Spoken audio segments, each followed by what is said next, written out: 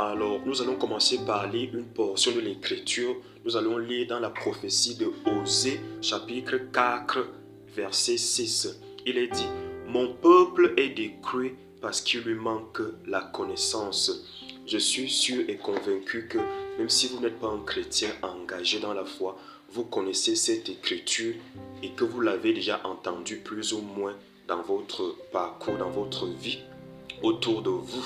Et le prophète nous dit quoi? Il nous dit ce matin que le peuple, l'homme, l'être humain est détruit, il meurt, il souffre, il est sans direction, il est confus. Pourquoi? Parce qu'il lui manque la connaissance. Et lorsque il nous manque la connaissance, vraiment, c'est un avantage pour Satan de venir nous voler, de venir nous égorger et de venir nous détruire. Parce que là où il y a le manque de connaissance, c'est là maintenant que Satan va s'asseoir pour régner en catimini, pour régner de manière sournoise, sans qu'on, n'est-ce pas, on puisse avoir les yeux ouverts ou bien pour discerner ce qui ne va pas dans notre vie. Donc, le manque de connaissance, la connaissance c'est quoi? La connaissance c'est la révélation, la connaissance c'est le savoir, la connaissance c'est être éclairé. Et le prophète nous dit en gros, l'homme meurt, il souffre, il est confus pour une seule raison, il lui manque la révélation. La révélation de quoi? La révélation de certains principes, la révélation de comment fonctionne le royaume, la révélation de comment fonctionne le monde. Et parce qu'il lui manque, n'est-ce pas, cette révélation, cette connaissance-là, l'homme va mourir, il va périr, il ne va pas prospérer, il ne va pas avancer, il ne va pas comprendre beaucoup de choses qu'il devait comprendre. Et cette mort, elle peut être physique comme elle peut être spirituelle. Nous savons dans l'histoire que des enfants, n'est-ce pas, qui souffraient à la naissance de maladies congénitales comme la drépanocytose, nous savons que c'était la fin pour ces enfants-là parce que quoi, il n'y avait pas encore de moyens, de remèdes, de machines, de médicaments pour pouvoir les permettre de vivre avec cette maladie ou bien de les même faire guérir. D'autres qui sont nés avec de la poliomyélite, oui, il n'y avait pas de vaccin et beaucoup d'enfants d'hommes dans notre société sont des handicapés dans leurs mains, dans leurs pieds parce que quoi, ils ont eu cette maladie-là et il n'y avait pas encore le remède pour les permettre de remédier à cette situation. Donc, parce qu'il n'y avait pas les remèdes, les enfants mouraient, les enfants étaient abandonnés, il n'y avait pas d'espoir. Une fois il y a eu des révélations de la connaissance, des remèdes, une fois la médecine a évolué, maintenant un enfant qui a la drépanocytose peut vivre, un enfant qui a la poliomyélite, on peut remédier. On peut même vivre maintenant avec le sida, ce qui n'était pas le cas dans le passé, dans les siècles passés. Même chose avec le monde spirituel. On meurt spirituellement. La mort spirituelle, c'est de ne pas connaître Christ, c'est de ne pas passer l'éternité avec lui. Et on meurt spirituellement, pourquoi? Parce qu'on ne connaît pas la vérité. On ne connaît pas que le péché qui amène à l'enfer, Jésus-Christ a payé et que le péché n'est plus un problème entre l'être humain et Dieu parce que Jésus-Christ a payé le prix à la croix. Et quelqu'un peut mourir, aller en enfer sans savoir que, oui, la solution pour éviter d'aller en enfer était Christ. Et il fallait juste recevoir le pardon de ses péchés et que cela était gratuit. Donc le prophète nous révèle que le manque de connaissance égale la mort. Qu'elle soit une mort physique, qu'elle soit une mort spirituelle, quand vous ne connaissez pas, n'est-ce pas, vous allez mourir et Satan va profiter de cette situation-là pour faire de vous votre déjeuner et votre dîner. Et il ne faut pas qu'il en soit ainsi. Alors la raison pour laquelle je fais cette capture vidéo ce matin, c'est pour nous rappeler ou bien pour nous encourager, nous donner une vérité très puissante sur la parole de Dieu qu'on appelle la lumière divine, la lumière de Jésus-Christ, la lumière Dieu Tout-Puissant, la lumière. Et la Bible dit quoi? Je suis la lumière du monde, parlant de Jésus. Je suis la lumière du monde. Celui qui marche avec moi ne marchera pas dans les ténèbres. Et nous devons donc savoir que la lumière divine a un pouvoir sur les ténèbres et il faut l'utiliser. À moins de savoir utiliser la lumière divine sur les ténèbres, il y aura des situations où vous ne serez pas victorieux et où Satan aura la main sur vous.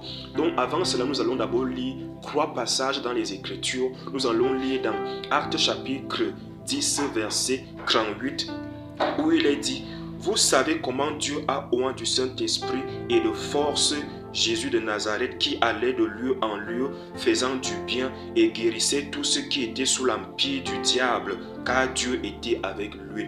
L'empire du diable. Jésus-Christ allait de lieu en lieu pour guérir tout le monde, tous ceux qui étaient sous l'empire du diable. Le verset nous révèle qu'il y a un empire et que sur cet empire règne un empereur et que son nom c'est Satan, son nom c'est le diable. L'empire c'est tout un royaume, tout un système de règne, de domination, de contrôle sur d'autres sous-règnes en fait. Donc un empire c'est un système qui dirige et domine sur d'autres sous-systèmes. Donc il y a à la tête un empereur et sous son contrôle il y a des rois sur lesquels il règne. Si on prend par exemple l'Empire romain régnait sur toute la région de Rome et en Judée, en Jérusalem, en Samarie, il avait des rois, des représentants. Hérode, lui, Pilate, il représentait le grand empire romain pour avoir du contrôle et pour régner. Et ce passage de Acte 10 nous révèle que Satan aussi est un empereur et qu'il a un des rois sur lesquels il règne. Alléluia. Il a des rois sur lesquels il règne et c'est lui qui contrôle et c'est lui qui domine. Nous allons lire un autre passage maintenant dans Apocalypse chapitre 12 verset 3. Il est dit: un autre signe parut encore dans le ciel et voici c'était un grand dragon rouge ayant 7 têtes et 10 cornes et sur ses têtes 7 diadèmes. Donc le verset nous révèle que Satan, le serpent originel, le grand dragon, a une tête et que sur cette tête-là, il y a 7 diadèmes. Donc chaque tête porte un diadème. Le diadème c'est quoi? Le diadème c'est la couronne. Donc le passage nous révèle que Satan est un empereur et qu'il règne sur d'autres sous-règnes, d'autres royaumes. Oui, qui sont 7. Donc les 7 diadèmes représentent 7 royaumes sur lesquels l'empereur Satan règne et a la main mise. Alléluia. Et donc l'un de ces royaumes sur lesquels Satan règne est le royaume des ténèbres. Et nous allons voir dans Ésaïe chapitre 8 verset 23. Il est dit: mais les ténèbres ne régneront pas toujours sur la terre, mais les ténèbres ne régneront pas toujours sur la terre. Ici on parle du règne des ténèbres. Donc Satan l'empereur qui règne sur les royaumes, un de ces royaumes sur lesquels il règne, c'est le règne des ténèbres. Donc Satan règne sur les ténèbres. Satan c'est les ténèbres, l'obscurité. Et l'obscurité c'est quoi? C'est que vous ne voyez pas. Vous tâtonnez, vous ne savez pas ce qui ne va pas dans votre vie, vous ne savez pas ce qui vous arrive, vous avez une situation, il n'y a pas, n'est-ce pas, l'éclairage. Tout ça c'est le règne des ténèbres. C'est que Satan a un royaume sur lequel il règne et ce règne-là, ce royaume-là c'est les ténèbres, c'est l'obscurité, c'est la confusion, c'est le manque d'orientation. Et comment opèrent les ténèbres? Par exemple, tu peux aller à l'hôpital, tu as une maladie, on te fait passer tous les examens et on ne voit pas la maladie. Pourquoi on ne voit pas la maladie? Parce que la maladie est cachée et parce qu'elle n'est pas éclairée, il n'y a pas la lumière. Satan profite de ça et tu vas mourir. Combien de personnes sont mortes parce qu'ils avaient des maladies, elles sont allées à l'hôpital, on n'a pas pu voir la source de la maladie. On dit que mais on a fait tous les examens, on ne voit rien.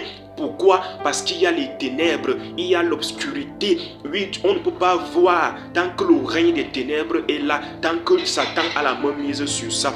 Donc c'est comme ça que fonctionne, n'est-ce pas, le règne des ténèbres. Le règne des ténèbres, c'est quoi? C'est que dans la famille, personne ne se marie. Dans la famille, il y a des limitations. Dans la famille, il y a des limitations. Il y a de la malédiction. On ne sait pas ce qui s'est passé. Pourquoi personne ne peut avoir 38 ans? Pourquoi personne ne doit voyager dans cette famille? Pourquoi quand toutes les filles de cette famille se marient, pourquoi c'est toujours le divorce qui vient? Qu'est-ce qui ne va pas? Qu'est-ce qui arrive? Tout ça, ce sont les modes d'opération du royaume des ténèbres.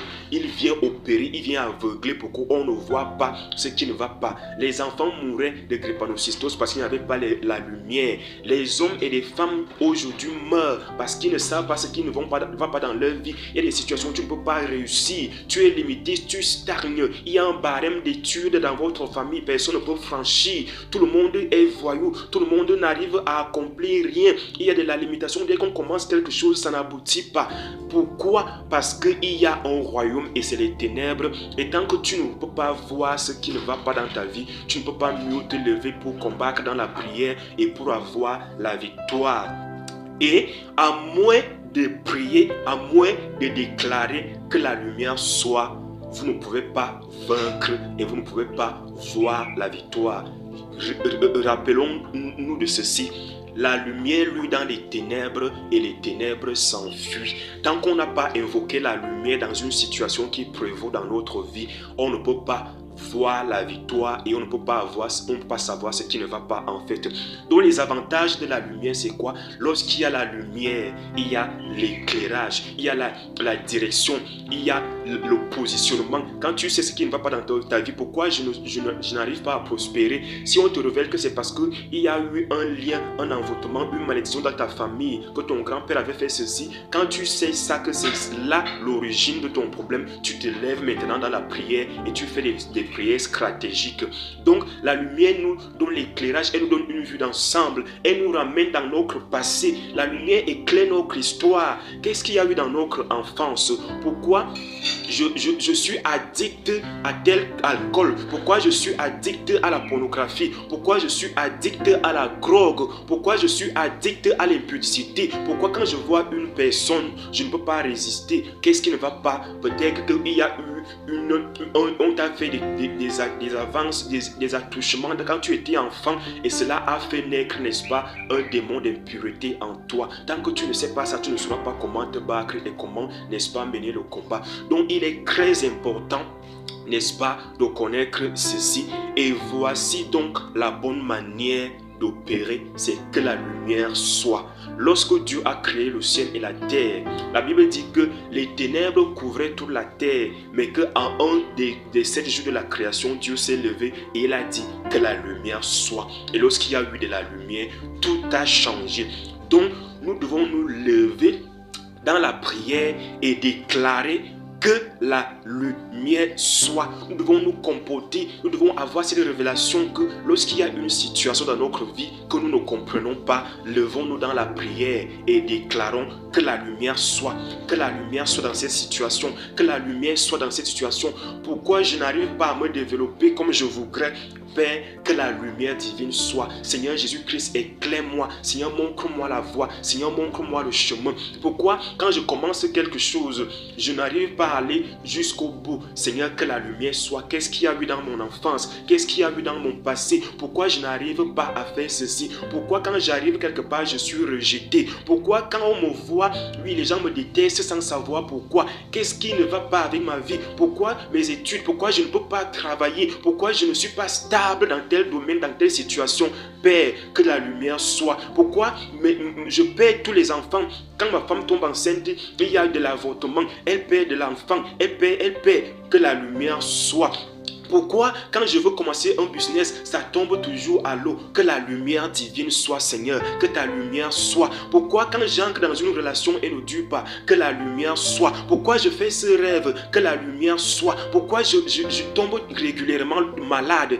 Père, que ta lumière soit. C'est une bonne manière de prier. Et lorsque la lumière divine arrive, Dieu vous éclaire par des rêves, par des songes. Quand vous ouvrez la Bible, il vous éclaire. Vous écoutez un homme de Dieu, il vous éclaire. Donc ma prière pour vous, vraiment pour nous, c'est que utilisons cette arme, cette connaissance qu'est la lumière pour chasser les ténèbres dans notre vie. Donc dans n'importe quelle situation à laquelle nous faisons face, invoquons d'abord la lumière divine. C'est le premier royaume de Satan, c'est les ténèbres. Quand tu ne connais pas, quand tu n'as pas la révélation, tout ce que tu pourras faire là, ça ne va pas marcher. Donc il faudrait commencer à la racine, avant de commencer même mon business, avant. Dis Seigneur, que ta lumière soit. Je suis malade, Père, que ta lumière soit. Il ne faut pas que j'aille à l'hôpital, on me dise qu'on ne voit pas la maladie, papa. Que ta lumière soit, que la lumière soit, que la lumière soit.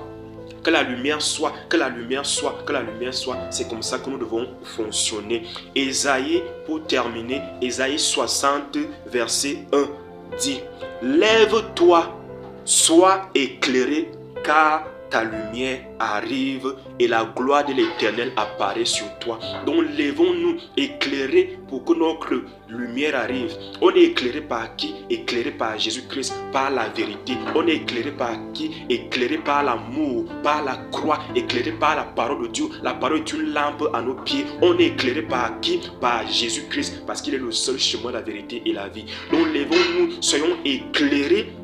Prions avec la lumière quand on ne comprend pas et déclarons: Père, agis, montre-moi ce qui ne va pas, ramène-moi dans mon histoire pour savoir ce qu'il y a eu dans mon enfance, donne-moi l'éclairage afin de voir, pour mieux me tenir dans la prière, pour mieux saisir les armes avec lesquelles je vais combattre pour avoir la victoire. Que le Seigneur nous bénisse ce matin, que le Seigneur nous bénisse, que cette parole entre dans ton cœur et qu'elle t'enseigne quelque chose, qu'elle te réveille et qu'elle te montre que nous sommes en guerre sur la terre et à moins d'avoir de la connaissance, on va périr.